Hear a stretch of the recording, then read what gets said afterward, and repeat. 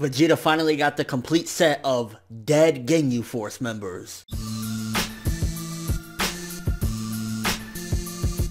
So this week's episode of Dragon Ball Super, a couple things were accomplished with it, and ultimately I gotta say one of the things definitely that I'm a little saddened by is, if this was Dragon Ball Z, which I guess this definitely is the separation of where we're at right now, where the story is right now, how things move right now, opposed to what they moved, 10 to 15 years ago with the actual manga, is if this was Dragon Ball Z, Gohan would have done something in this episode. That rage, Piccolo's death, and everything, which I'm shocked. I honestly didn't think they were going to actually kill Piccolo. I thought he was going to be fine. They were going to hit him in the chest, put a sensu bean in his chest, and it was going to be hunky-dory and everything. So I was shocked that he was actually dead. But if this was Z, Gohan would have looked at him, lost his fucking shit, and done something epic. And the fact that they didn't do that again is a testament to what the series has become now. Like, back in the day, Gohan was always just, this is going to be the main character, he's going to do something, and now where we're at, it's Goku and Vegeta, and then mainly Goku at the end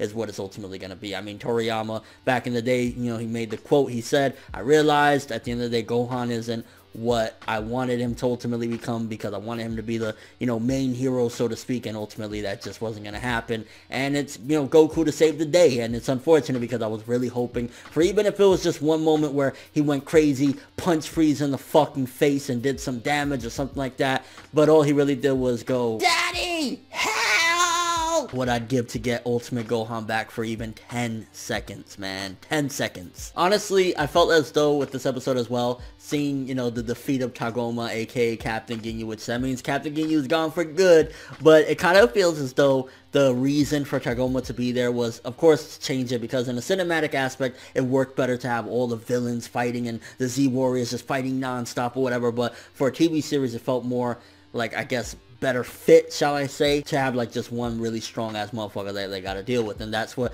Tagoma's role was. Like, let's have somebody that's kind of strong, and also we could bring Ginyu back and everything, just until Goku and Vegeta show up. Once Goku and Vegeta show up, we can get this motherfucker the fuck up out of here. Because I mean, on scene, Vegeta shows up and he's like, hey, you're Ginyu, I'm gonna fucking kill you, I'm gonna get the complete set, motherfucker. I mean, the little bits and pieces we got on Beerus's planet or whatever, I mean, it was kind of funny, I guess, with the pizza stuff or whatever, but I think they dragged the pizza joke out just a little bit too long. And I guess going back to Gohan for a second as well, it was interesting for him to really despair, in a sense of like, man, if only I would have kept up my training, if only I would have been stronger and done what I needed to do, I would have been able to protect everyone, except, what I did fucked everything up, so now I'm not able to protect anyone. And Krillin kind of trying to console him and say, yo, at the end of the day, you were doing this for your family, you stopped training everything to be a man and stuff like that, you didn't do anything wrong. It was kind of nice to see that bond, and, just Krillin still being like a mentor like he was even back in, the old days of Namek, when they were on Namek together. It was like he was still playing that big brother role, so to speak, and I kind of liked that. It was a nice touch. And I mean, we got huge progression. Goku and Vegeta on the scene. Goku about to square off against Frieza. Judging from the preview, next week things are going to get a little bit more intense and more epic, so I'm looking forward to that.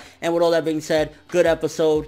Tad bit disappointed, to be honest with you, that Gohan really didn't do anything other than power up so Goku could sense him and then like show up there and save the day. I really wish Gohan would have just, even if it was just a punch, even if it was just, Piccolo, and like fucking rip off Frieza's tail or punch him in the face and then faint. But it was just kind of weird the way it was done as well. It was like he powered the fuck up and then like fainted.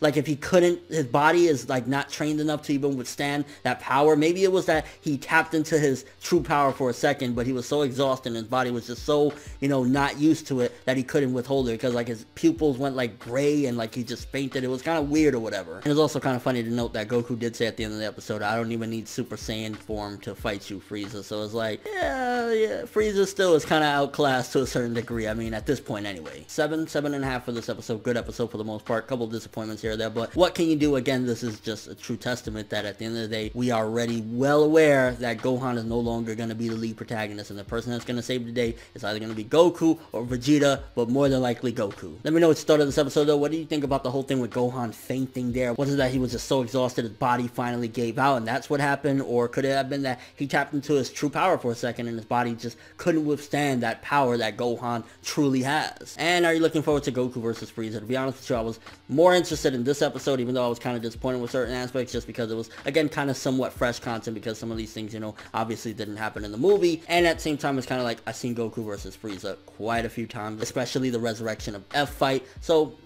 I mean, I'm kind of interested to see if they do some changes, but for the most part, I'm like, I'm sure it ain't going to be as beautifully animated, and the art ain't going to be as beautiful as the movie. So I'm just kind of like, I'm here for the ride. Let's get through this stuff. So, yeah. But thanks for watching. If you enjoyed anything about this video, make sure to drop me a like. I'd greatly appreciate it. And if you want more from me, make sure to subscribe. I'm ForneverWorld, and as always, people, have an awesome day.